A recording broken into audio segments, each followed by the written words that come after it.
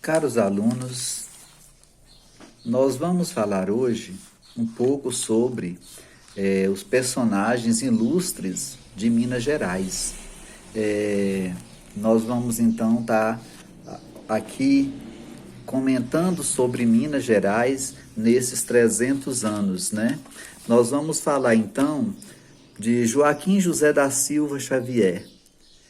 Quem é ele? Tiradentes. Ele foi líder da Inconfidência Mineira, marcou a revolta contra o domínio português, que cobrava altas taxas de impostos no período do ciclo do ouro aqui em Minas Gerais. Então, teve a Inconfidência Mineira, esse foi morto, enforcado, esquartejado no Campo da Lampadosa, lá no Rio de Janeiro. E então, em 1792, no dia 21 de abril. E então ele se tornou mártir da Inconfidência Mineira. E é por isso que a bandeira de Minas Gerais, na cor branca e vermelha, ou rubro-branca, está a legenda em latim, libertas quae seratamen, que significa liberdade ainda que tardia. Também nós temos Chica da Silva, né? Uma escrava aforreada que morou em Diamantina. O nome dela era Francisca da Silva de Oliveira. Ela foi uma moradora ilustre do Arraial do Tijuco, hoje Diamantina, onde a Escola Francisca Matos já por 2 vezes levou alunos do 9º ano. Então ela se tornou famosa, né, por ser uma escrava alforriada e também muito inteligente. Todos diziam na época que ela era a mulher à frente das outras mulheres do seu tempo.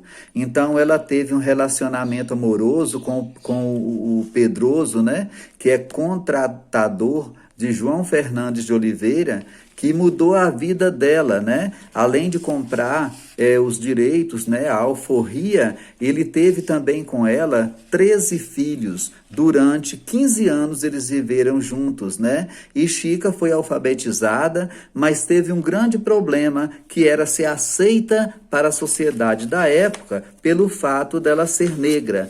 Então, por que fala que ela era mulher à frente das outras, ou seja, muito inteligente? Ela passava barro branco na face, no corpo, para se mostrar mais pele clara. Então ela passava tabatinga, que é o barro branco, argila branca, para a pele negra dela ficar branca, e aí ela passava um pouco de corante, cororal ou urucum, como queira, para dar um colorido. Como não tinha secador, nem chapinha, nem alisante de cabelo na época, ela amarrou um pano envolto à cabeça, chamado turbante, que é de origem africana, para esconder os cabelos ruins. Então ela se apresentava nas noites com esse poderoso marido dela, amante dela, junto da alta sociedade, com a pele clara pela tabatinga que passava no seu rosto e também com o cabelo escondido. Nós vamos falar agora de Aleijadinho. Aleijadinho, o nome dele é Antônio Francisco Lisboa, é um grande personagem da arte barroca de Minas Gerais. Aleijadinho, ele nasceu em Ouro Preto, era filho de um português, né, que veio lá de Portugal, claro, e também de uma escrava. Era um dos grandes responsáveis pelas belezas das esculturas que até hoje existem em Ouro Preto, Mariana, Sabará, Congonhas de Campo, né? Que são esculturas feitas por ele e outro parceiro que eu vou falar em seguida, que é o mestre Ataíde. Então, Aleijadinho, ele recebeu esse nome pelo fato de ele possuir, ter uma doença degenerativa. Então, ele ia atrofiando os órgãos, né? Os membros superiores, braços, e os inferiores, pernas, e daí ele ficava com muita dificuldade. Então, Antônio Francisco Lisboa, Aleijadinho, um grande escultor, né, da arte barroca, ele trabalhou muitos entalhamentos, né, para as igrejas do século XVIII aqui de Minas Gerais. E ele morreu aos 76 anos, em 1814, em Ouro Preto. E nós vamos falar do grande parceiro dele nas esculturas, outro grande escultor, que era o Manuel da Costa Ataíde, mas ele era conhecido como Mestre Ataíde, conhecido de mestre justamente por ter esse talento exorbitante, como tinha também Aleijadinho, né, para fazer as esculturas. Então, existem poucas referências sobre a formação artística dele, mas sabe que ele seguia cânones da Igreja Católica importados de Portugal. E sua obra de cunho religioso eram baseada em gravura dos livros sagrados. Então, o mestre Ataíde, né, ele foi um grande escultor também, ao lado de Aleijadinho. Tem uma outra senhora muito bonita, o nome dela é Ana Jacinta de São José. Mas ela ficou conhecida na história de Minas Gerais como Dona Beija.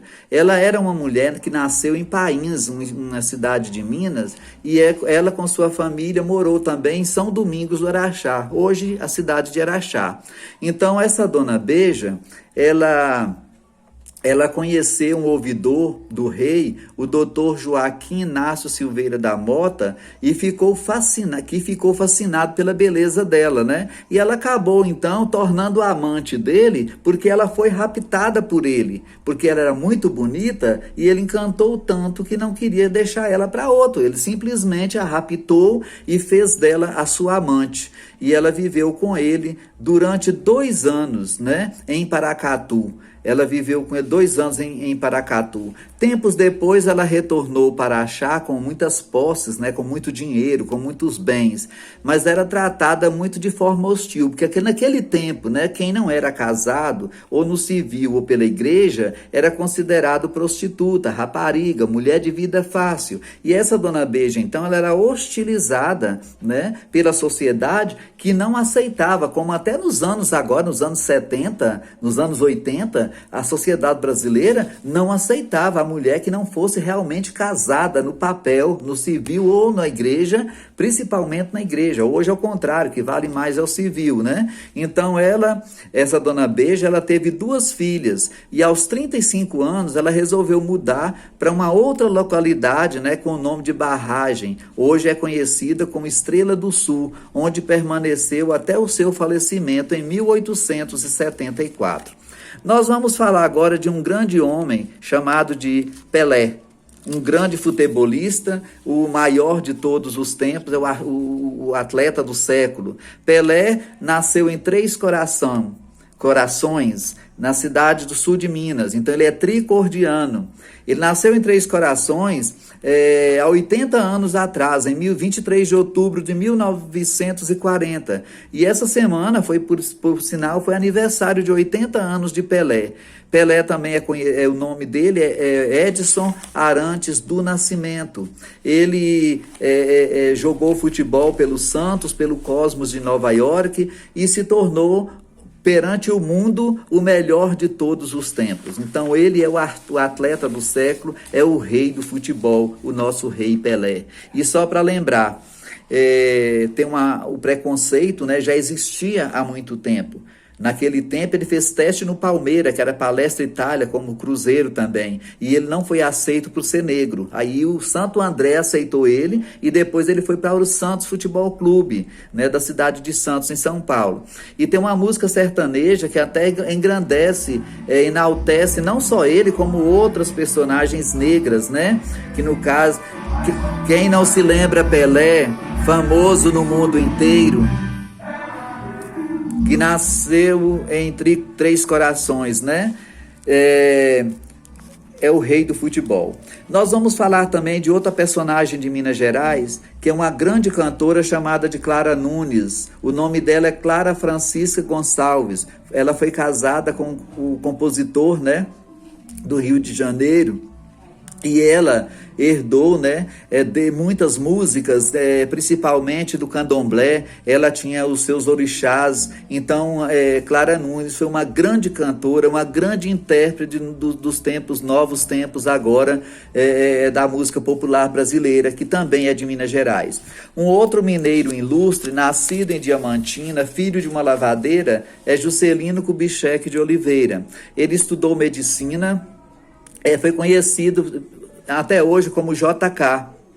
Ele se tornou um oficial da Polícia Militar Mineira e também ele foi governador de Minas Gerais e presidente do Brasil de 1956 até 1961. Foi ele que fundou Brasília com o planejamento e arquitetura de Lúcio Costa e Oscar Niemeyer, um dos grandes